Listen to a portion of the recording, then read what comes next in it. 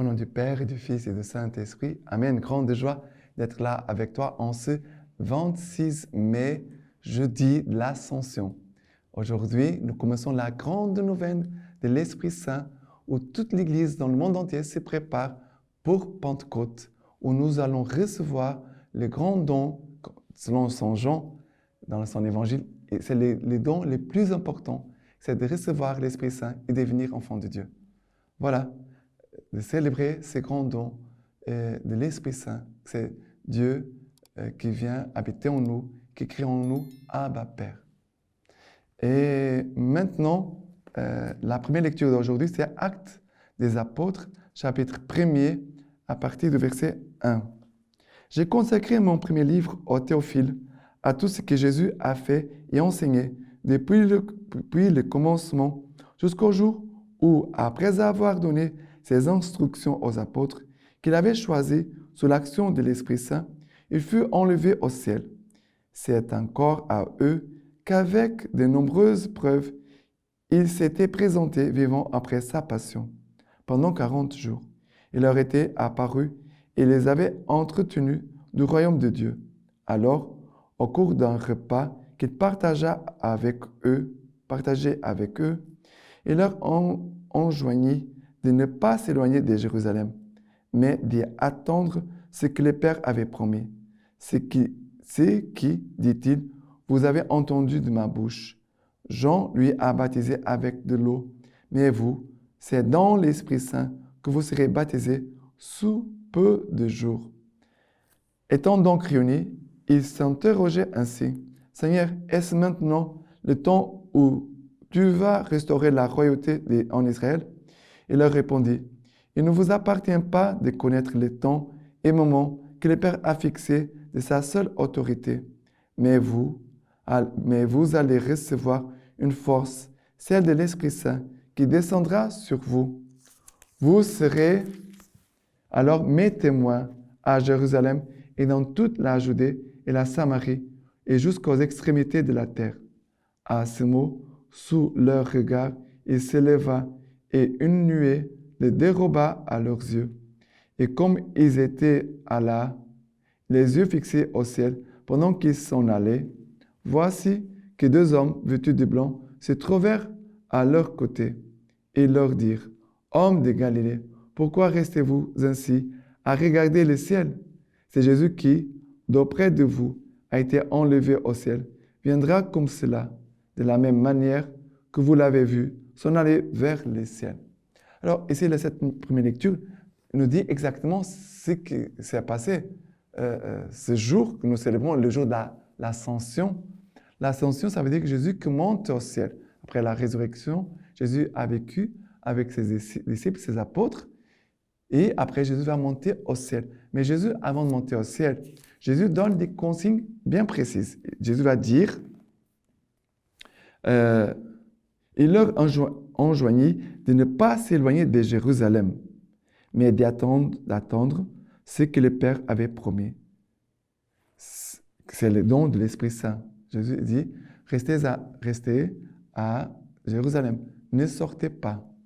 Il faut demeurer ici jusqu'au moment que l'Esprit Saint viendra sur vous. Et la deuxième chose, c'est que Jésus va dire, l'Esprit Saint descendra, mais vous allez recevoir une force, celle de l'Esprit Saint qui descendra sur vous. Vous serez mes témoins à Jérusalem, dans toute la Judée et la Samarie, jusqu'aux extrémités de la terre. Jésus dit, restez à Jérusalem jusqu'à ce que l'Esprit Saint vienne. Deuxième chose, l'Esprit Saint va venir. Jésus sait très bien qu'il va venir.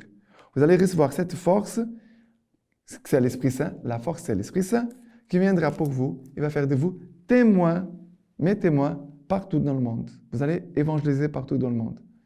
Et nous devons demander ces grâces de rester unis pendant cette neuvaine jusqu'au dimanche de Pentecôte. Nous devons demander vraiment des grâces d'être rassemblés au cénacle avec la Vierge Marie et les apôtres, en attendant l'Esprit Saint, dans la prière.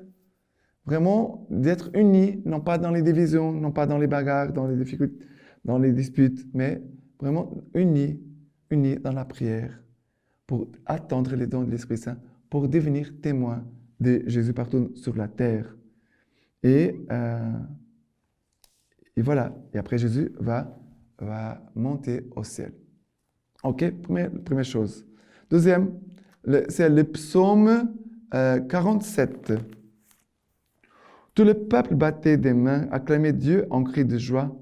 C'est le Seigneur le Très-Haut, le redoutable, le grand roi sur toute la terre. Dieu monte parmi l'acclamation, le Seigneur aux éclats du corps. Sonnez pour notre Dieu, sonnez, sonnez pour notre roi, sonnez. C'est le roi de toute la terre. Sonnez pour Dieu, qu'on l'apprenne. Dieu règne sur les païens. Dieu siège sur son trône de sainteté. C'est vrai? Jésus monte au ciel. Il va s'asseoir à côté du Père, d'où il viendra un jour nous juger les vivants et les morts, comme dit notre credo. Et ici, nous voyons que Dieu monte parmi l'acclamation. Le Seigneur aux éclats du corps. Sonnez pour notre Dieu, sonnez, sonnez pour notre roi, sonnez. Les cieux s'ouvrent aujourd'hui pour recevoir Jésus. Que les cieux de notre âme aussi puissent s'ouvrir pour le recevoir davantage. Mais que tout ton être puisse vraiment être dans cette attitude de louange, d'action de grâce, de prière. Nous pouvons déjà remercier le Seigneur. Disons Seigneur, merci pour cette fête Pentecôte, pour toutes les grâces que le Seigneur va m'accorder, pour mieux vivre ma foi et ma vie humaine d'une façon plus profonde et plus spirituelle et plus incarnée en même temps, comme Jésus a vécu sur cette terre. Voilà.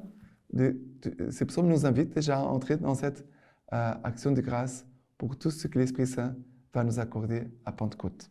Maintenant, la deuxième lecture d'aujourd'hui, c'est l'Épître aux Éphésiens, chapitre 1er, à partir du verset 17. Daigne le Dieu de notre Seigneur Jésus-Christ, le Père de la gloire, vous donner un esprit de sagesse et de révélation qui vous le fasse vraiment connaître. Puisse-t-il illuminer les yeux de votre cœur pour vous faire voir quelle espérance vous ouvre son appel, quel trésor de gloire renferme son héritage parmi les saints et quelle extraordinaire grandeur sa puissance revêt pour nous, les croyants, selon la vigueur de sa force, qu'il a déployée en la personne du Christ, le ressuscitant d'entre les morts et le faisant siéger à sa droite dans les cieux, bien au-dessus de toute principauté, puissance, vertu, seigneurie et de tout autre nom qu'il ne pourra nommer non seulement dans ce siècle-ci, mais encore dans les siècles à venir. Il a tout mis sur ses pieds et l'a constitué au sommet de tout, tête pour l'Église, laquelle est son corps, la plénitude de celui qui est rempli tout en tout. Alors, ici, ce passage dit « Daigne le Dieu de notre Père, de notre Seigneur Jésus-Christ, le Père de la gloire, vous donner un esprit de sagesse et de révélation qui vous le fasse vraiment connaître. » L'esprit de sagesse et de révélation pour connaître vraiment Jésus-Christ.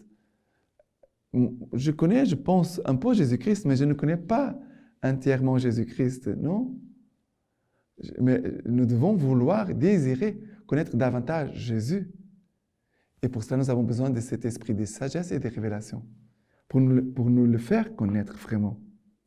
Puisse cet esprit illuminer les yeux de votre cœur pour vous faire voir quelle espérance vous ouvre son appel, quel trésor de gloire renferme son héritage parmi les saints, et quelle extraordinaire grandeur de sa puissance revêt pour vous, les croyants selon la vigueur de sa force. Voilà cette phrase qui nous parle de ce que l'Esprit Saint viendra faire.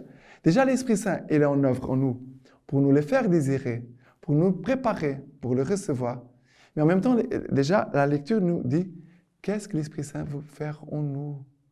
Qu'est-ce que l'Esprit Saint veut réaliser en chacun de nous? Et après, il dit, le Seigneur vraiment veut donner à nous, les croyants, selon la vigueur de sa force qu'il a déployée en la personne du Christ, le ressuscitant d'entre les morts et le faisant siéger à sa droite dans les cieux, mais au-dessus de toute principauté, puissance, vertu, seigneurie, et de tout autre nom qui se pourra nommer. Ça veut dire que l'Esprit Saint vient vraiment pour installer Jésus en nous. Jésus ressuscité, qui veut siéger, qui veut vraiment faire de notre âme son ciel, et vraiment que Dieu est tout-puissant, que Jésus est tout-puissant, qu'il est bien au-dessus de toute principauté, puissance, vertu, seigneurie. OK? Et maintenant, l'évangile d'aujourd'hui, c'est Luc chapitre 24, à partir du verset 46. Et il leur dit, Jésus, « Ainsi est-il écrit que le Christ souffrirait et ressusciterait d'entre les morts le troisième jour, et qu'en son nom, le repentir en vue de la rémission des péchés serait proclamé à toutes les nations, à commencer par Jérusalem. De cela, vous êtes témoins. Et voici que moi, je vais envoyer sur vous ce que mon Père a promis. Vous donc demeurez dans la ville jusqu'à ce que vous soyez revêtus de la force d'en haut. » Puis il les amena jusqu'à vers Béthanie, et levant les mains, il les bénit. Et il advient, comme il les bénissait, qu'il se sépara d'eux et fut emporté au ciel. Pour eux, s'étant prosternés devant lui, ils retournèrent à Jérusalem en grande joie. Ils étaient constamment dans le temple à bénir Dieu. Voilà, la première lecture et l'évangile d'aujourd'hui, et c'est complète, parce que Jésus va dire qu'il fallait que le Christ que le Christ souffrirait et ressusciterait d'entre les morts le troisième jour. Jésus est en train d'expliquer à nouveau les Écritures. Jésus illumine par les Écritures, par sa parole. Et en son nom, qu'en son nom, le repentir en vue de la rémission des péchés serait proclamé à toutes les nations. Jésus va dire, pourquoi nous avons besoin de l'Esprit Saint? Parce que c'est l'Esprit Saint qui va nous aider à faire une expérience de Jésus vivant, Jésus ressuscité. C'est l'Esprit Saint qui va nous convaincre et nous faire expérimenter que c'est le nom de Jésus qui donne le repentir et la rémission des péchés. Et aussi, Jésus va dire que je vais vous envoyer le don promis par mon Père, l'Esprit Saint, demeurez dans la ville de Jérusalem jusqu'à ce que vous soyez revêtus de la force d'en haut. Vous allez être revêtus de la force d'en haut. Et après, on voit comment Jésus va monter au ciel, va les bénir, et après, il a l'ascension de Jésus. OK? Et maintenant, la lecture patristique de Saint Augustin. Aujourd'hui, notre Seigneur Jésus-Christ monte au ciel, que notre cœur y monte avec lui. Écoutons ce que nous dit l'apôtre. Vous êtes ressuscités avec le Christ. Recherchez donc les réalités d'en haut. C'est là qu'est le Christ, assis à la droite de Dieu. Le but de votre vie est en haut et non pas sur la terre. De même que lui est monté, mais sans s'éloigner de nous. De même sommes-nous déjà là-haut avec lui, et pourtant ce qu'il nous a promis ne s'est pas encore réalisé dans notre corps. Voilà, demandons avec empressement la venue de l'Esprit Saint, non pas seulement sur nous, sur l'Église, mais sur le monde entier, sur l'Ukraine, la Russie, sur tous les lieux de guerre dans notre pays, le Cameroun, et partout dans le monde. Que l'Esprit Saint vienne vraiment faire la paix et nous unir au Christ. Que Dieu Tout-Puissant vous bénisse et vous garde par l'intercession de la Vierge Marie, lui qui est Père, Fils et Saint-Esprit. Amen.